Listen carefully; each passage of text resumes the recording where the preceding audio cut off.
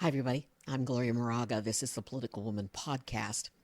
Wanted to share some information with you before Friday begins. It is actually Friday now, January 10th, 2025. There was breaking news today. There was actually a lot of stuff going on today.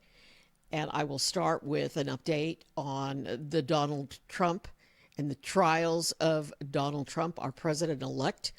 And this is the case of the payments to a porn star. He was tried and convicted by a jury of his peers and found guilty. Trump, for some reason, is trying to stop his sentencing. And so at the last minute, he filed an appeal to the United States Supreme Court. He also called one of the justices and talked on the phone, and he lost. So I'll just quote. The United States Supreme Court on Thursday denied President-elect Donald J. Trump's emergency bid to halt his criminal sentencing in New York, all but ensuring it will proceed as planned today. So in a couple of hours, or it could have already happened depending on when you watch this. In a brief, unsigned order, a 5-justice majority noted that Mr. Trump was not facing jail time and that he could still challenge his conviction in the ordinary course of an appeal. So they won't step in and save him. Now, it was a 5-4 decision. And of course, his 4 cronies tried to save him, but they didn't have enough votes. So here's how they voted. The majority included Chief Justice John Roberts, Justices Sotomayor, Justice Amy Coney Barrett, and Justice Kagan, and Ketanji Brown Jackson. So 4 of the court's most conservative justices, and the ones that I think are, as crooked as the yellow brick road, Clarence Thomas, Samuel Alito, who has that wife, likes to fly flags weirdly, Gorsuch, and Kavanaugh. They dissented, but without providing reasons for their dissent. So the sentencing is set for the crack of 9 a.m., 9:30 in Manhattan. So Trump's going to appear virtually, and the judge has already said you're not getting any jail time, and you're not, nothing bad is going to happen to you. So what's the hubbub, bub? But apparently, he doesn't want to be a convicted felon, even though he's already been convicted. So who knows? But I guess he doesn't want people to say on Inauguration Day, convicted felon, convicted felon, convicted felon, which I don't know. I don't blame him. And he did say this about this. Here's a soundbite. And as you know, they acknowledge what the judge said about no penalty, and there's no penalty. But we're going to appeal anyway, just psychologically, because frankly, it's a disgrace. It's a judge that shouldn't have been on the case. He's a highly conflicted judge, and they called for an appeal. So I read it, and I thought it was a fair decision, actually. So I'll do my little thing tomorrow. They can have fun with their political opponent. As you know, I'm under a gag order from a judge. This is a first. So, wow. Okay. I guess the news is that 5 of the justices aren't going along. So this is good. I think the Chief Justice has made some comments about, we've got to make sure that the court is perceived as, not being crooked or something. And that may be why he voted with, let Trump appeal later. So Trump said today, or yesterday, oh, they said I could appeal. They said I could appeal. It's like they didn't say, they just said, yeah, appeal later if you want. It's not like they said, yes, please appeal. And in another Trump case, the classified documents case, federal appeals court on Thursday said that it is not going to block the Justice Department from releasing a report by special counsel Jack Smith about the two now closed investigations he conducted into President-elect Donald J. Trump. So you know Jack Smith, whom I named my dog after, was in charge of the classified documents case and the January 6th case, thwarting justice, trying to overturn the election results. So those were his two cases. And that crooked judge down in Florida, I'm sorry, but she said, oh, yes, we're going to block a release of that. But the appeals court, which is a conservative court, overruled her. And so she makes the worst decisions. But someone said that she's aiming for a seat on the Supreme Court. Oh, no! So this information from Jack Smith, we could get it as early as Sunday. So I'll be watching that, and I'll keep you posted.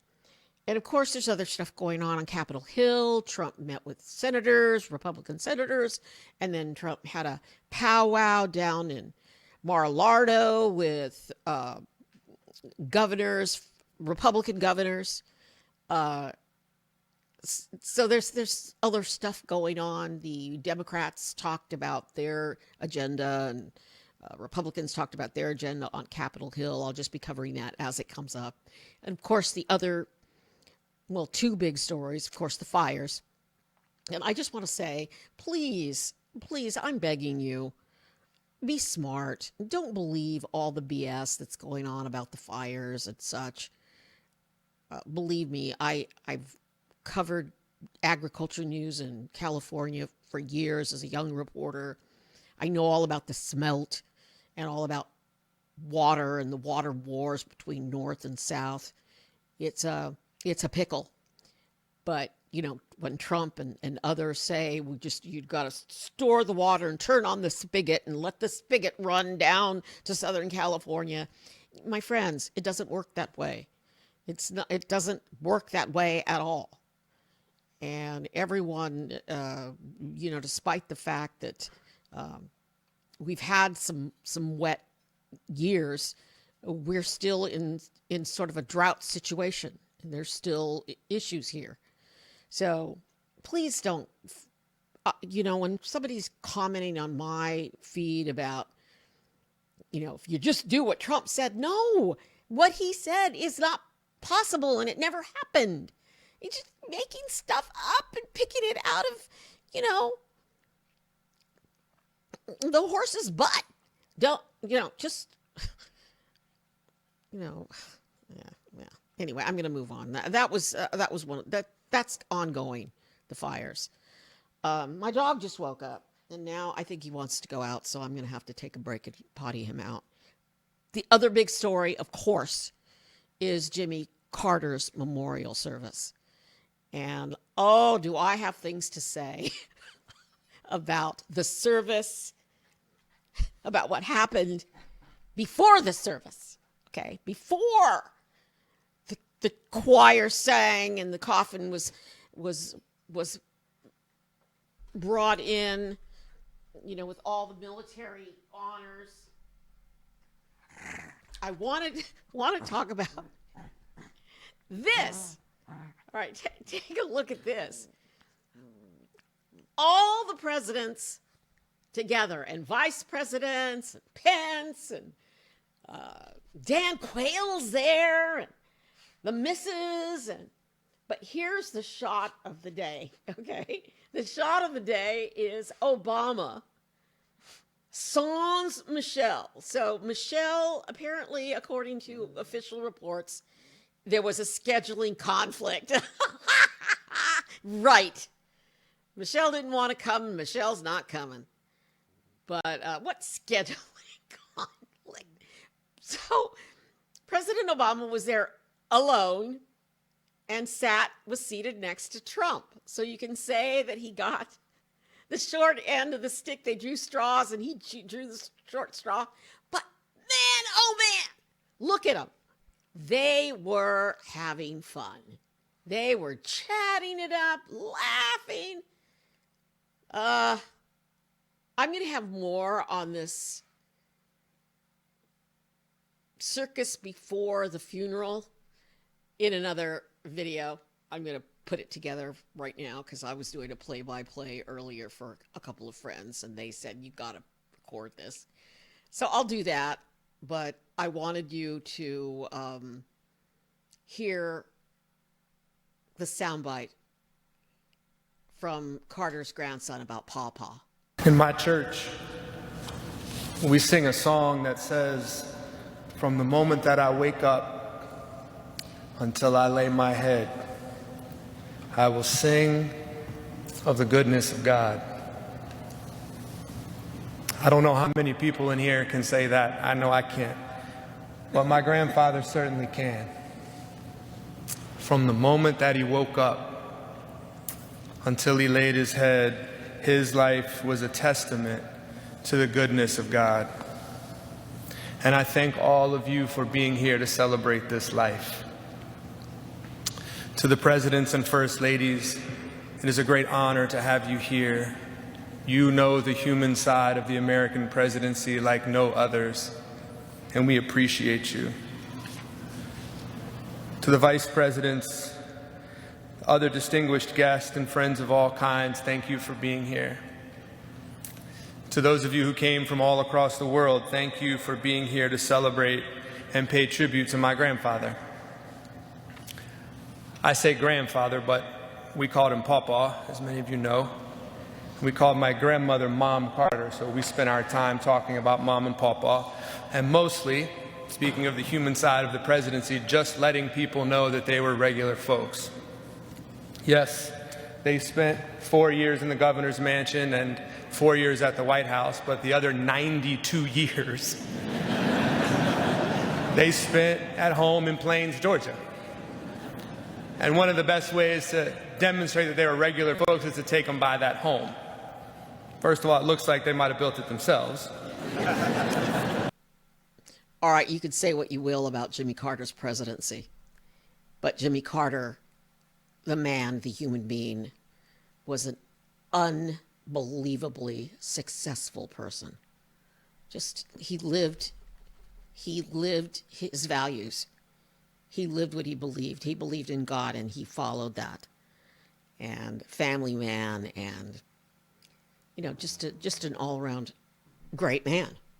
And the measure of him, the measure of Jimmy Carter, look, all these people, all these leaders, these presidents, these vice presidents, together. He brought them all together. And that's the kind of man Jimmy Carter was. And this says it all. And so I'll leave you with it. I'll leave you with some music from the memorial service. And, history will prove one of the greatest men and presidents that ever lived, Jimmy Carter. There's a lot coming out now about him that nobody knew. Who knew? I'm Gloria Moraga, political woman. Please subscribe. Stay tuned. Watch for that other video of the presidents before the funeral. Please subscribe. Please follow me. I'm on TikTok. We'll know soon what's going to happen with TikTok. And follow me here on YouTube. Be safe.